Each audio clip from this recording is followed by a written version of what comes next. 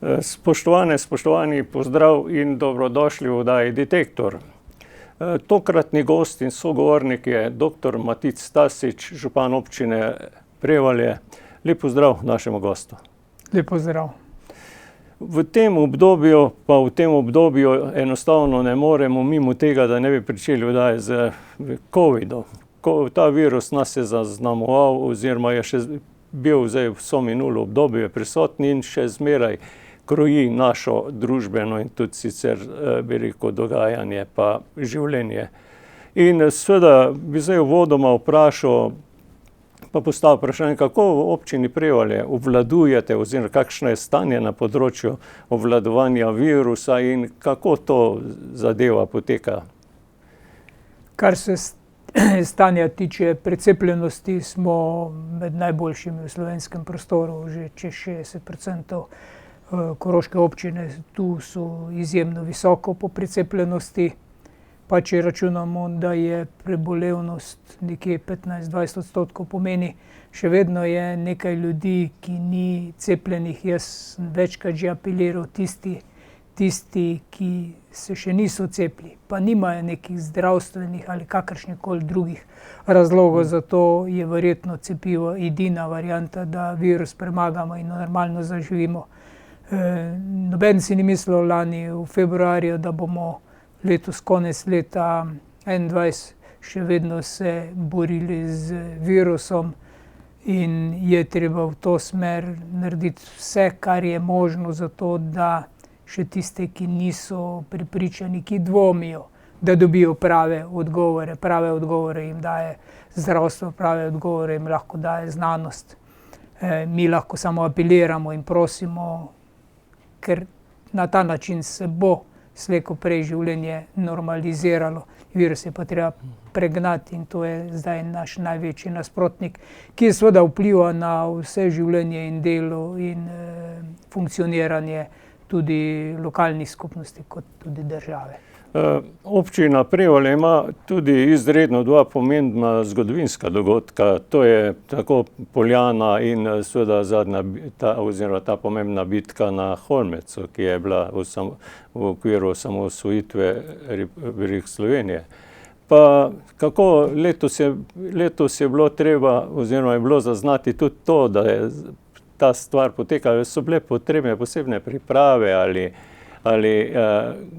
kako v teh posebnih okoliščinah speljati takšne prireditve oziroma takšne slovesnosti? No, mi smo se skupaj z različnimi organizatorji, ki so bili na Poljani in na Holmcu, trudili, da smo kljub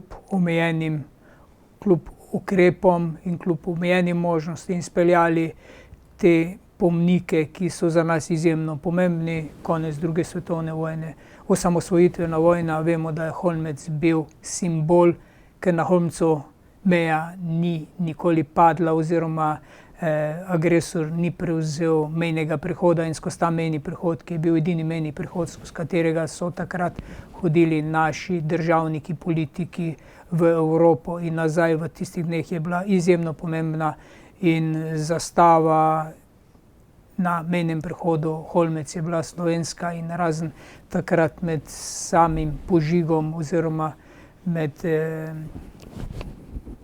tem časom je slovenska zastava plapolala zelo hitro. Po tej bitki na Holmcu je slovenska zastava zopet zaplapolala na Holmcu. Ravno te dni snemajo neki dokumentarni film o dogodkih na Holmcu. Vemo, da so nekateri želeli te dogodke izkoristiti v slabi luči, z lažmi, z izmišljotinami, ampak k sreči jim to ni uspelo. Holmec je bil, bo simbol osamosvojitvene vojne, ki je bil simbol tudi za druge, ker Holmec ni padel, je tudi drugje po celem slovenskem prostoru bila dodatna ta pozitivna energija in pri teritorialcih in pri takratni milici in pri vseh ljudeh, ki so seveda si želeli po plebiscitnem odločanju, da si ustvarimo svojo lastno domovino. V teh 30 letih smo ogromno naredili, seveda pa ne vse to, kar bi bilo možno narediti, če bi bili mogoče malo bolj enotni, če bi en drugega poslušali, če bi malo bolj spoštovali mnenje posameznika, ker to, da smo vsi enako mislili v tem sistemu, smo bili in ta sistem ni prinesel toliko dobrega, da bi lahko z njim nadaljevali. Ampak različni ljudje smo, različno gledamo na stvari, važni so nam cilji, ki jih postavimo, in potem, da najdemo prave poti, da naredimo in da pridemo do teh ciljev, smo si jih zastavili tako v lokalnih skupnostih kot država, kot celota. Tu pogrešam več tega sodelovanja, več dojemanja različnosti, več spoštovanja, več poslušanja in več dobre volje in nasmeha. Pa če zdaj iz tega bi rekel, dela priidemo tudi bolj konkretno v te občinske postavke oziroma realizacije občinskega proračuna, pa bi vprašal, seveda proračun je tisti, ki na nek način diktira razvoj, ki na nek način tudi trasira prihodnost, in seveda v teh razmerah je verjetno bilo potrebno tudi na tem področju se kaj prilagajati, sočasno pa lahko ugotovimo, da smo zdaj na nek način tudi v zadnjem delu tega mandata, ki v naslednjem letu je seveda volilno leto, pa kako ste zadovoljni zdaj tako na splošni ravni z realizacijo vseh teh proračunskih postavk? No, realizacijo proračuna vsako leto pač prilagajamo glede na to, kako imamo postavljene cilje, razvojne prioritete občine Prevalje. Mi smo ob ustanovitvi občine zastavili neke prioritete, razvojne cilje in v to smer gremo. Po posameznih korakih, po posameznih postavkah se to vidi tako, da ne izumljamo tople vode, gremo v tej smeri, ki smo si jo zastavili naprej. Je pa v zadnjem letu, 2 letih zaradi virusa tudi izvajanje proračuna oteženo zaradi tega, ker pač smo bili nekaj časa zaprti, ker je bila zadeva drugačna, ni bilo ljudi. Zdajle smo, seveda vsa ta leta smo bili investicijsko izjemno visoko postavljeni. Zadnje čase se dogaja to, da imamo ogromno investicij, da imamo težave, ker gradbeniki, pravzaprav gradbena stroka ne dohaja teh načrtov, ciljev in planov in finančnih sredstev. Bi rekel, da v zadnjem času ni toliko problema z samimi finančnimi sredstvi, koliko je problema izkoristiti možnost, potenciale in opcije, zaradi tega, ker gradbenikom zmanjkuje kapacitet, zmanjkuje opreme in pravzaprav se prijavljajo na javne razpise, kljub temu, da nekateri nimajo dovolj kapacitet in se potem do konca leta, ko moraš investicijo zaključiti in finančna sredstva porabiti, se bodemo in zdaj bi rekel, več kot 60% časa se ukvarjamo samo s tem telefonarjem, hodimo od investicije do investicije, pogovarjamo se, kličemo, prosimo, zahtevamo, smo sitni, zaradi tega, ker stvari ne tečejo tako, kot bi tekle, in imamo še kar težave zaradi tega, da bomo ujeli roke, ki jih imamo postavljeni. Namreč kljub temu od tega je odvisno črpanje tudi evropskih kljub temu ste zdaj v sredstev. tem obdobju imeli kar nekaj zaključenih investicij tudi na področju. Imamo v zadnjem času precej investicij na infrastrukturi, na cestni infrastrukturi. Obnavljamo ulice in ceste povsod v občini, po podeželju ogromno, proti Lešam, proti Šentanelu, Jamnica, Belšak, veliko odprtih stvari je in moram reči, da so naši proračuni investicijsko naravnani. Imamo v letošnjem letu za obnovo občinskih in lokalnih cest krepko med 2–3 milijoni evrov, potem tudi kolesarsko, dolinsko kolesarko med Petrolom in Poljano praktično zaključujemo, asfaltna podlaga je že položena, računamo konec meseca bo že zadeva čist zaključena. Pomeni, da je teh investicij res ogromno in glavne težave so z nekaterimi, ne z vsemi gradbenimi izvajalci, ampak z nekaterimi, ki jemljejo zadeve bolj z levo roko. Intenzivno se dogaja tudi stanovanjska gradnja. Tudi v Prevaljah gor ste zdaj, se vidi, da kar nastajajo novi bloki, skratka.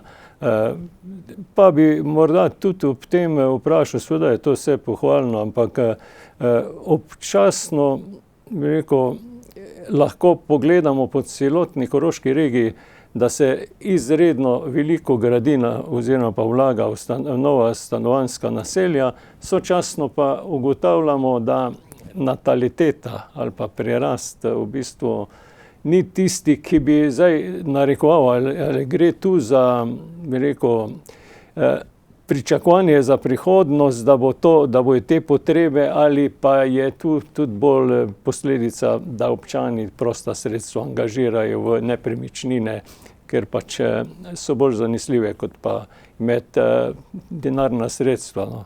Ne vem, kakšna je to vaša ocena? Ja, vsega po malem.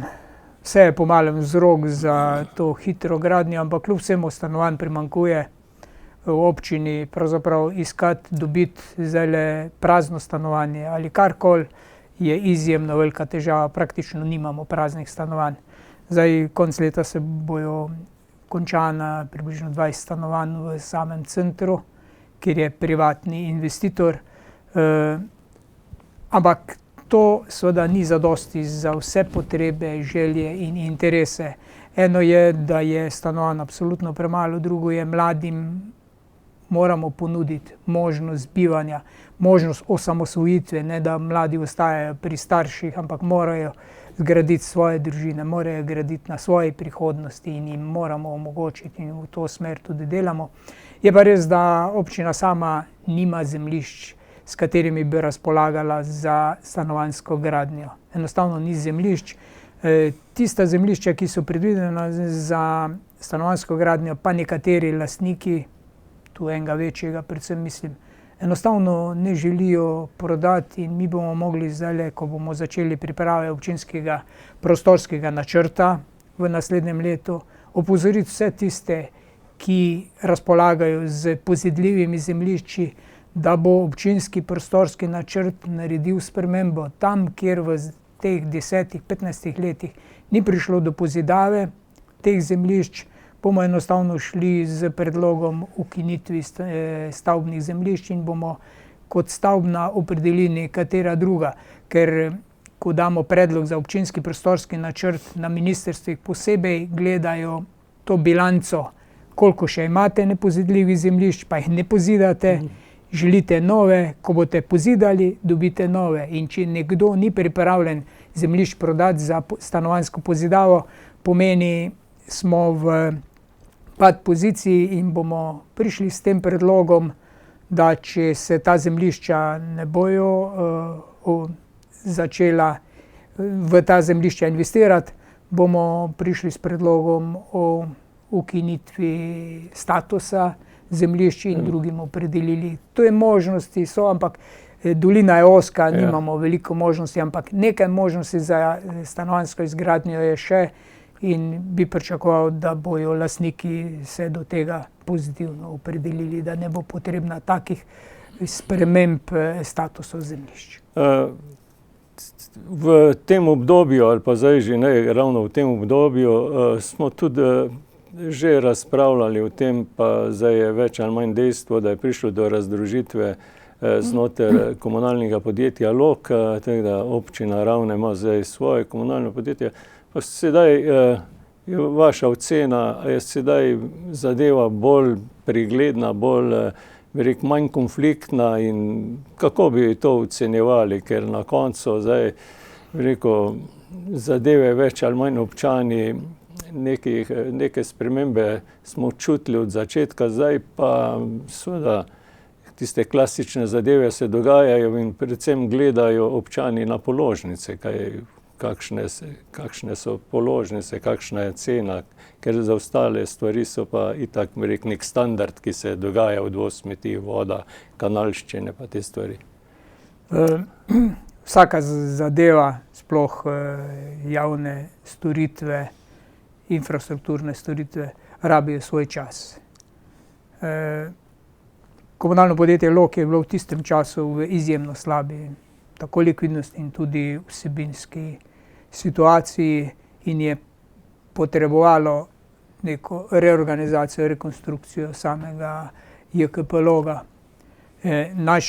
Vsaj moj glavni interes je bil, čeprav povsod so bila neke želje in predlogi po lastnem komunalnem podjetju, ampak ko na koncu zračunaš pod črto toliko komunalnih podjetij, toliko različnih zaposlenih, toliko na koncu, ko izračunaš, kakšen je strošek za občana, se je treba vprašati, ali je odločitev prava ali ni odločitev prava. Mi smo se takrat odločili, da ne gremo v lastno komunalno podjetje, čeprav smo imeli kar hude tenzije znotraj občinskega sveta.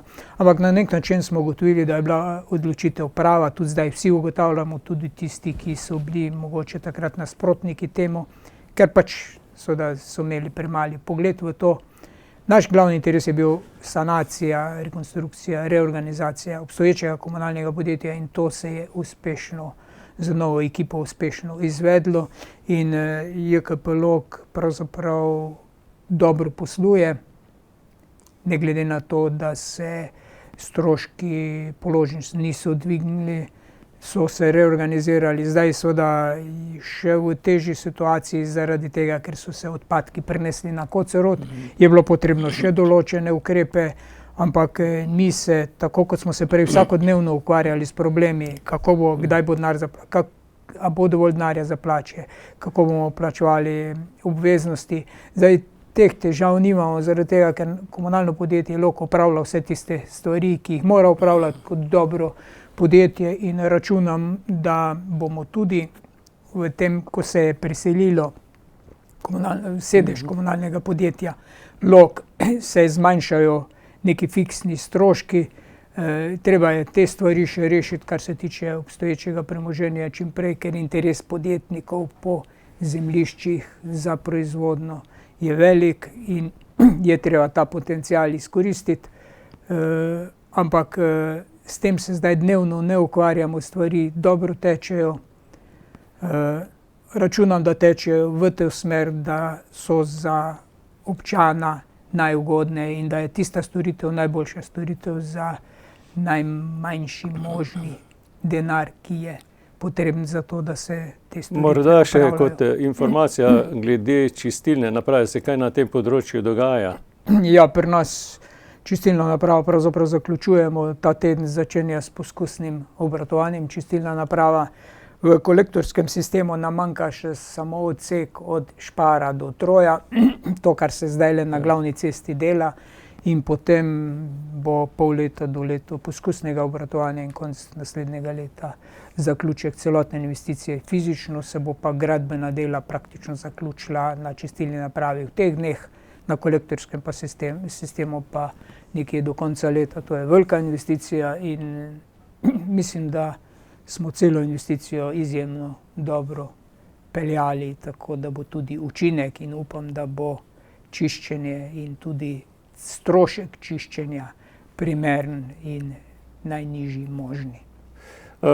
Pa če pridemo zdaj z tega, osnovnega dela na družbene dejavnosti, če jih tako povzamem, šolstvo, otroško varstvo, tu na tem področju, zdaj, če vzamemo ta investicijski del, se kaj predvidevalo oziroma se kaj postorilo? Ali zadeva, standardi ustrezajo?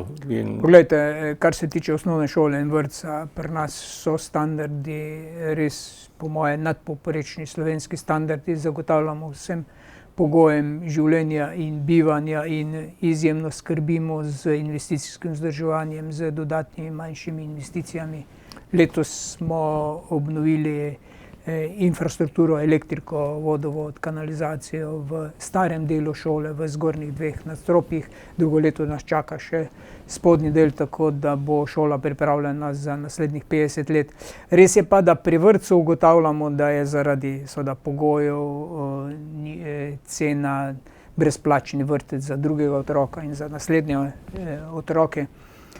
Zaradi tega na nek način je vrtec poln na Prevaljah in na Lešah in razmišljamo o tem, kako omogočiti še dodatne prostore z prizidkom oziroma z prilagoditvijo za to, da bi lahko vsi tisti, ki želijo biti v vrtcu, bili v vrtcu pod pogoji, ki so vsem drugim dani. Tako da o tem razmišljamo. Tu bo potrebno še, hkrati pa širimo ta šolski prostor. Letos smo proti južni strani odkupili še 5000 kvadratnih metrov zelenih površin za namene šole in vrtca.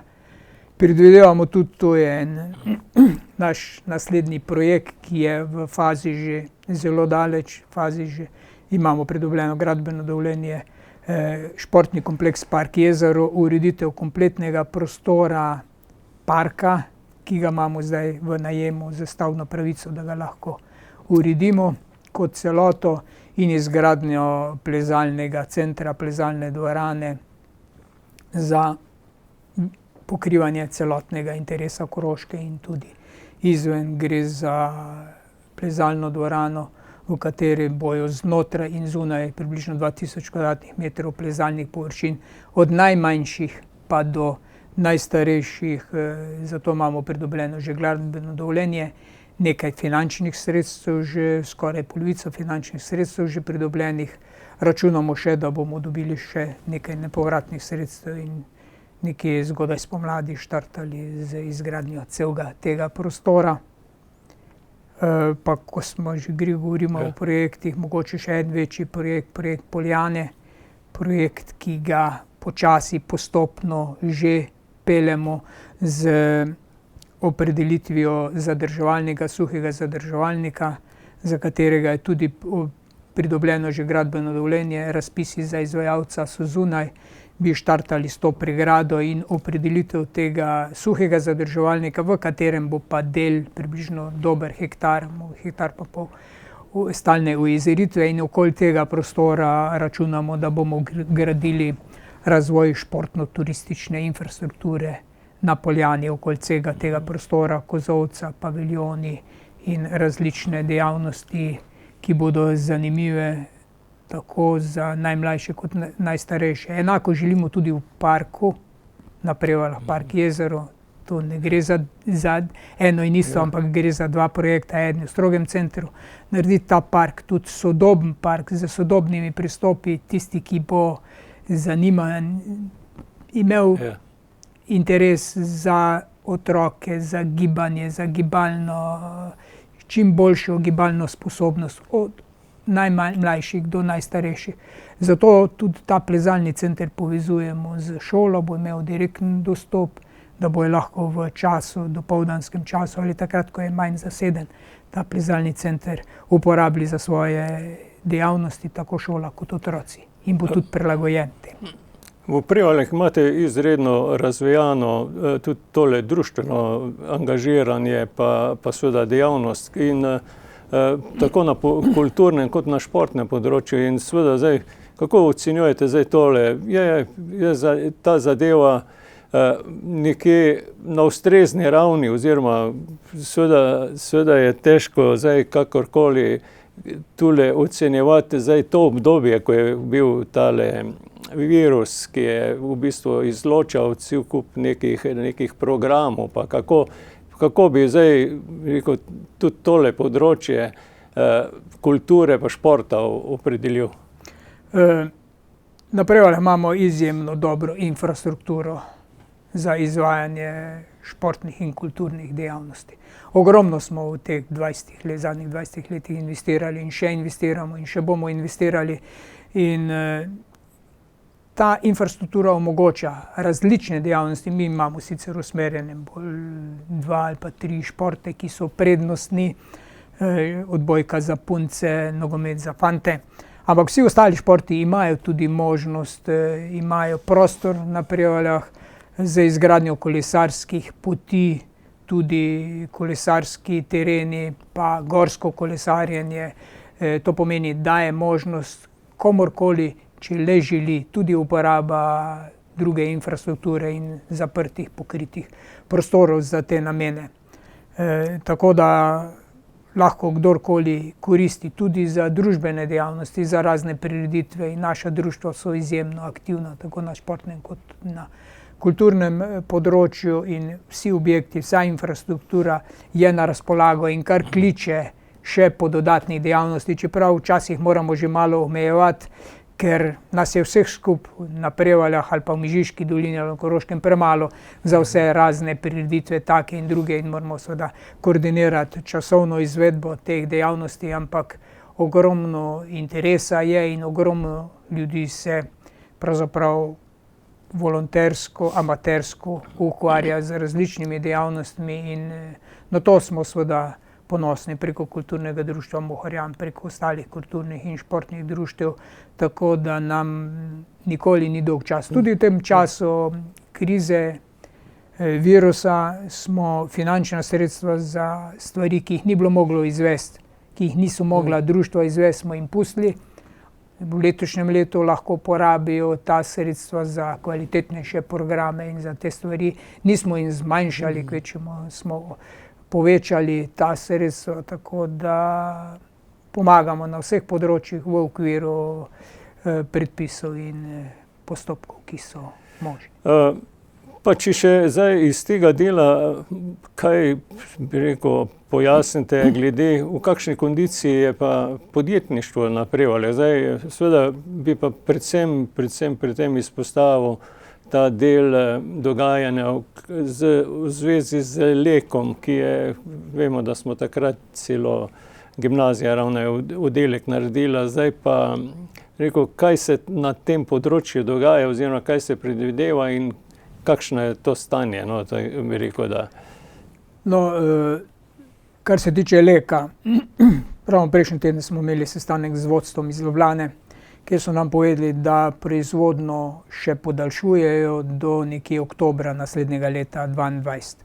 Bo polna proizvodnja tekla, kljub temu, da se prenaša v Avstrijo ta tehnologija, oprema, ampak proizvodnja bo tekla nekje. Do tega časa računajo tudi v dogovorih so z Tabom, ki je novo investicijo prevzel za proizvodnjo litij-ionskih baterij. Imajo oni tudi malo težav zaradi covida, zaradi prenosa tehnologije, opreme, Kitajska, Evropa ni tako enostavno, sploh zdaj v teh časih.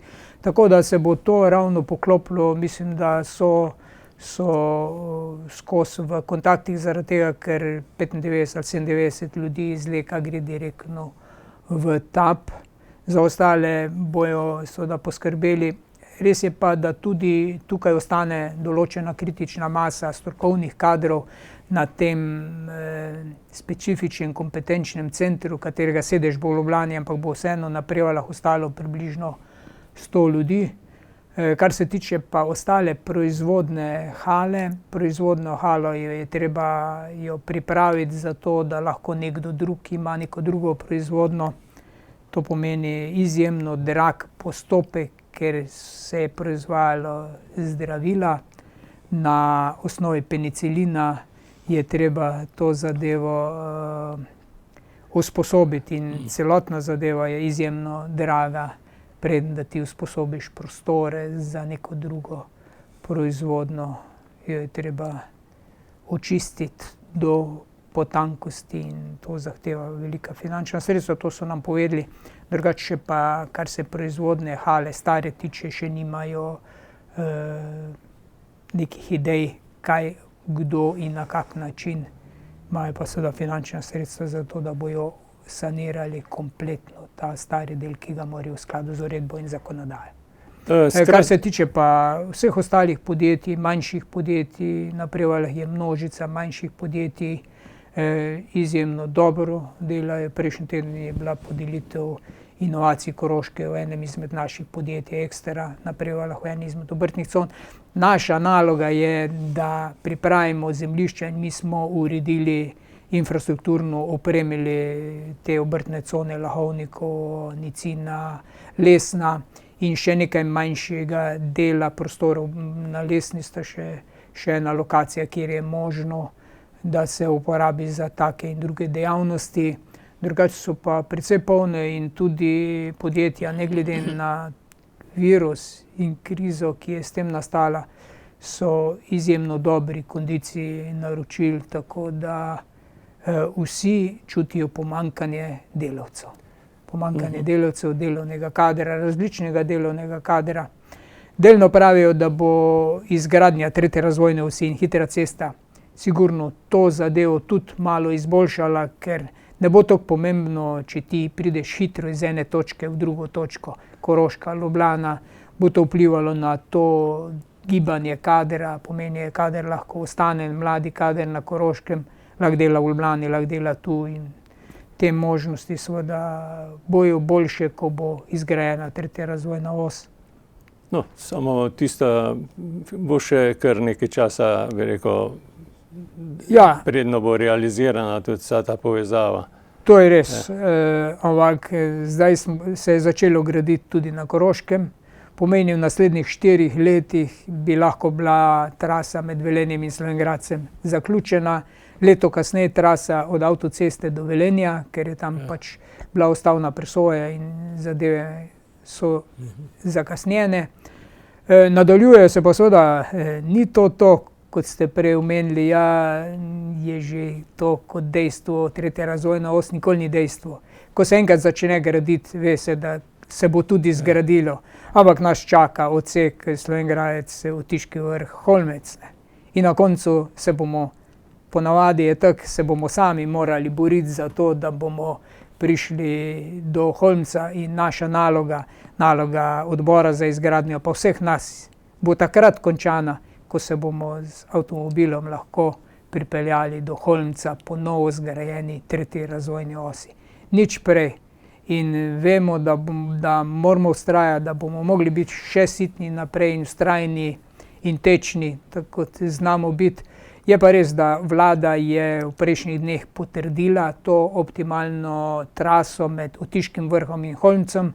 To pomeni nekaj za cel postopek priprave državnega prostorskega načrta se lahko nadaljuje in upam, da v naslednjem letu bomo ta državni prostorski načrt imeli, da ga bo vlada sprejela, da se bo naročilo projektiranje in iskali finančni viri za izgradnjo in računam, da ko bomo ta odsek do Slovenj Gradca končali, da bomo imeli stvari tako pripravljene in da bo lahko gradbena stroka investicije nadaljevala naprej do Holmca.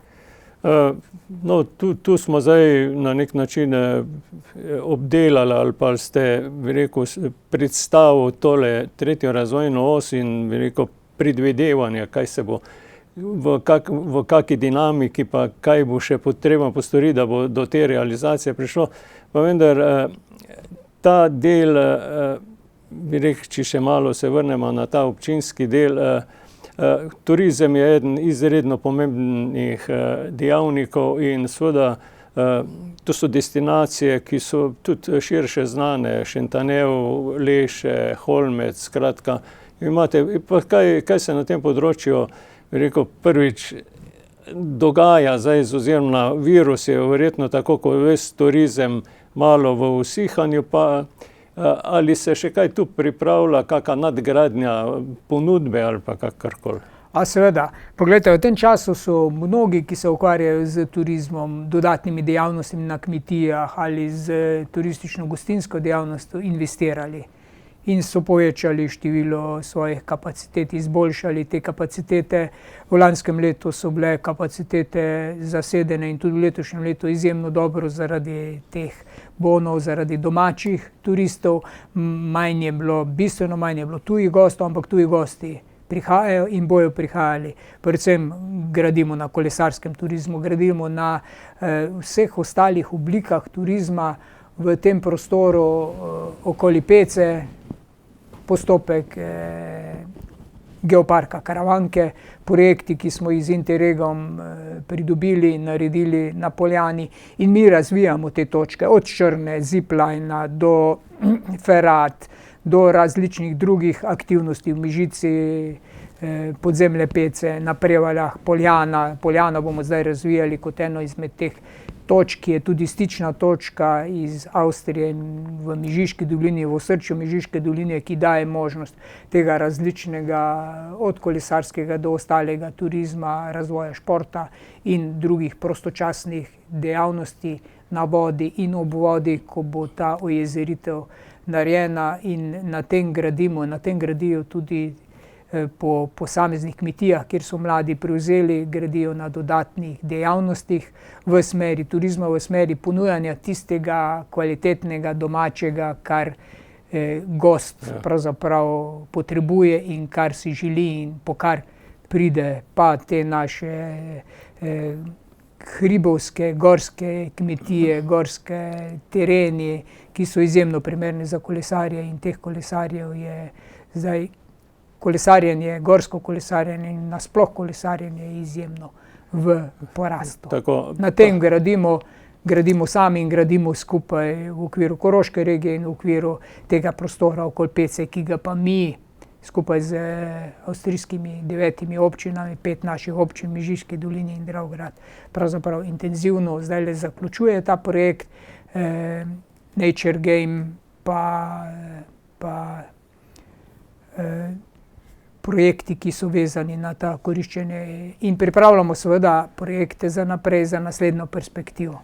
Ja, to prekomejno sodelovanje je sigurno zelo pomembno. Seveda je bilo pa zdaj zaslediti tudi, da je kar nekaj sredstev angažiranih ravno na teh kolesarskih povezavah za kolesarske steze med, kar po celi Koroški regiji nekje zdaj, skratka.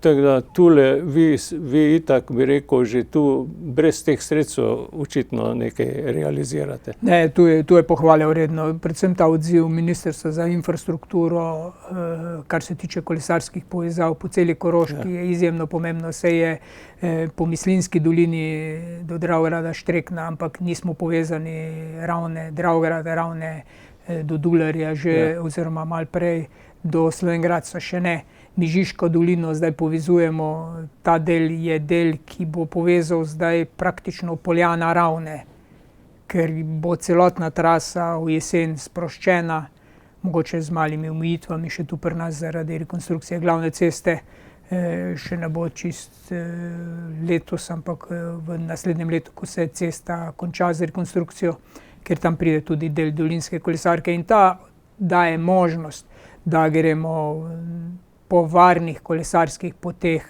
v vse te kraje, po celi Koroški in tudi izven Koroške na avstrijsko stran preko Holmca, preko Dravograda, in se navizuje na dravsko kolesarsko pot, in seveda to daje različne možnosti različnim strukturam ljudi. Tu ste omenili zdaj odziv vlade pa angažiranih strani ministrstva glede na tem področju kolesarskih poti. Pa zdaj nasplošno je znano, poznana, ena kar stalna mantra, da ta vlada dela slabo in da je pač naj odstopi. Pa kako so zdaj to izkušnje, strani regijske, lokalnega dela regije, pa tudi, lokalne skupnosti ali pa konkretno občine Prevalje. Je tu ta del, kakšna ocena je dejansko toliko slaba, ali se tu na tem področju, zadeve kolikor toliko normalno odvijajo, ali pa so, kakšna je ocena? Na tem področju je zanimivo, situacija ravno diametralno nasprotna.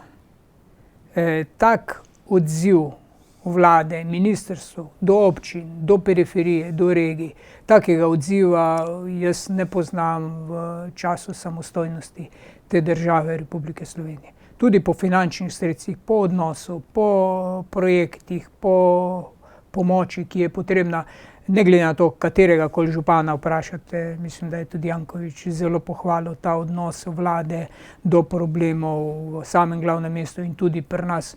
In jaz moram reči, da če bi bil skozi tak odnos, bi bili mi najbolj zadovoljni. Na nek način smo občine in regije, čeprav formalno regij ni, imamo sogovornika kadarkoli in ne glede na to, da je čas virusne krize, covida, pandemija, da je ta čas, ampak v tem letu in pol se je ta odnos res bistveno spremenil. Po povprečninah, po projektih, po odnosu posameznih ministrstv do posameznih projektov in tu moram reči, da če bi karkoli drugega rekel, bi ne bila resnica in tu je zadeva pa res diametralno nasprotna vsem tem tenzijam v slovenskem prostoru in jaz bi si želel in tudi drugi moji kolegi, ko se pogovarjamo, si želijo, da bi bil tak fair, korekten odnos med izvršno oblastjo v centru države in med občinami in regijami. Kajti ljudje živijo po regijah, ljudje živijo po krajih, po manjših krajih, ne samo v centru Ljubljane in da je treba tudi tu pogledati, da se ne bo ta razvojni potencial, razvojni zaostanek povečal, ampak da se poskuša zmanjšati in je zato treba usmeriti vsa ta finančna sredstva, tudi evropska sredstva, v celotno območje države in tu moram reči, da to drži tudi, če koga drugega povprašati. Ključno, če prav razumem, ključno pri tem je seveda, bi rekel, da je neko stabilno gospodarstvo in da tudi sočasno teče decentralizacija, da ni se, skratka, to pomeni, da se razvija, kot ste že omenili, tudi podeželje, skratka, periferija, pa vse te stvari, ki bojo prinesle, rekel, tudi nek novo kvalitetno bivanje v tej državi. To je seveda res. Samo za vsako zadevo, za katero pričakuješ, da boš dobil evropska ali pa nepovratna sredstva, moraš imeti pripravljene projekte, moraš imeti gradbeno dovoljenje, moraš imeti vse postopke speljane za to, da lahko denar, ki ga dobiš hitro in dvakrat obrneš pri teh investicijah. Če nimaš pripravljenih projektov, če samo tarnaš, pol seveda stvari ne grejo naprej. Zato mi precej teh projektov pripravljamo, zato ker vemo, da zdajle bojo prva sredstva, nepovratna sredstva iz sklada za okrevanje, ki jih je 2,5 milijarde, ki jih je država razporedila in vem, da bo del tega tudi za določeno infrastrukturo in da je zato treba imeti projekte. Če nimaš projekte, ne moreš kandidirati, oziroma lahko kandidiraš, pač pa sredstva veš, da ne boš mogel prej porabiti, kot pa čez kako leto. Ta sredstva je pa treba čim prej. Skratka, mora biti nekaj osnovno angažiranje z tem projekti, pa z neko vizijo, potem so tudi sredstva več ali manj dosegljiva. Razvojno vizijo in seveda vse tiste zahteve, ki jih je in moraš pač za to investicijo doseči tisto, kar je potrebno za hitrejši razvoj tako kraja, občine ali posameznega zaselka. Pa če še vas vprašam zdaj na koncu glede tega splošnega družbenega dogajanja v Republiki Sloveniji, mi vidimo, da pač eskalirajo te konflikti, zmeraj v večji meri, te bolj agresivni so. Skratka, ali v bistvu resnično ni možno, bi rekel, doseči nekega konsenza, da bomo vsi zadovoljni, ne bomo, ampak da bomo relativno zadovoljni, pa da bomo tudi na nek način spoštovali stroko v tem primeru. Vidimo tam bi rekel, množične proteste anticepilcev, ki zanikajo na nek način celo obstoj virusa. Čemu to pripisujete? Je to še neki demokratični standard, da je to, kakšna je vaša ocena? Ja, nek dogovor, nek konsens je v vsakem primeru treba doseči. V vsakem primeru je treba vse argumente dati na mizo in poskusiti najti neko optimalno pot, da dosežeš cilj. Včasih moraš korak nazaj narediti, da lahko 2 koraka naprej narediš. Ampak izgleda, da nekateri imajo vseeno, se mi zdi, preveč časa, da lahko ob enih popoldne demonstrirajo nekje sred delovnega tedna. Ne vem, kakšna struktura. Meni je zelo žal, da do tega prihaja. Jaz sem pristaš na nek način pogovorov, dogovorov, iskanju rešitev, pozitivni smeri, prisluhniti spoštovati en drugega, različna mnenja poslušati in potem pretehtati, dati na mizo, kaj je za vse nas najboljše. In reči, zdaj to bomo dosegli na tak način, malo levo ali pa malo desno, ni toliko pomembno, važno je, da vemo, kaj vse moramo narediti, da dosežemo ta cilj. In ta cilj je možno doseči samo, če vsak naredi ta svoj kamenček v mozaiku celote. Vsakega je treba upoštevati, seveda teža posameznikov je seveda različna, ampak jaz mislim, da se bomo morali več poslušati, več dogovarjati, več spoštovati mnenje različnosti, ampak seveda dati pa pravo mesto znanosti, stroki, zdravstvu. Poglejte, če se cepimo proti ne vem čemu, če smo vse ne vem kakšne bolezni izspravili z tega sveta, bomo tudi ta virus COVID-19 in noben se ne vpraša, ko se gre cepiti, ko otroke damo cepiti, zdaj se za nekatere stvari ne cepi več, ali pa gripa, ali pa proti klopom. Se gremo cepiti, zato ker verjamemo, da nam bo to koristilo in da bo pomagalo. In vsi tisti, ki so zdajle zasedajo intenzivne postelje, vsi tisti, ki so v bolnišnicah, pa niso precepljeni, pa bi morali se vprašati, a sem jaz sam naredil vse za to, da ne ogrožam zdravje drugega. Ker najhujše je to, da ti s tem, ko si sam zbolel, lahko z prenašanjem virusa nekomu drugemu ga okužiš in povzročiš take in druge travme. Sej v glavnem se izide pozitivno, ampak posledice virusa COVID niso tako enostavne. Predvsem za marsikoga, ki ima pač specifične svoje težave, zdravstvene težave. In če stroka pravi, znanost in stroka pravi, da je cepljenje edina varianta, da ta virus preženemo, potem apeliram na tiste, ki se še niso cepili, da naj spoštuje in upoštevajo. Seveda pa spoštujem in upoštevam tudi tiste, ki imajo razloge, zdravstvene ali kakršnekoli druge razloge, da dobijo še dodatne informacije, ampak ne preko raznih Facebookov pa nasvetov ljudi, ki čujejo tu pa tam kako in stvar in jo potem kot golo resnico pošljejo naprej. Spoštujmo en drugega, pa spoštujmo znanost, pa naredimo vse, da bomo lahko normalno živeli, saj vsi pogrešamo teh normalnih stikov. Jaz bi s tem tudi zaključil ta najin pogovor. Naj grejo te vaše misli, vaša ocena, vaša priporočila, bi rekel, v ušesa čim širšemu krogu teh naših občanov, državljanov, ker dejansko to je tista prava pot, na kateri lahko gradimo tudi neko prihodnost. Spoštovani župan, dr. Matic Tasič, vse dobro vam želim, hvala za pogovor in še kdaj nasvidenje. Hvala tudi vam, jaz želim, da res začnemo normalno živeti brez nekega strahu pred virusom, brez da res lahko damo en drugemu roko, da se en drugemu nasmejimo, da se objamemo in da res normalno živimo naprej. Še enkrat hvala in lep pozdrav. Spoštovani, hvala za pozornost in srečno.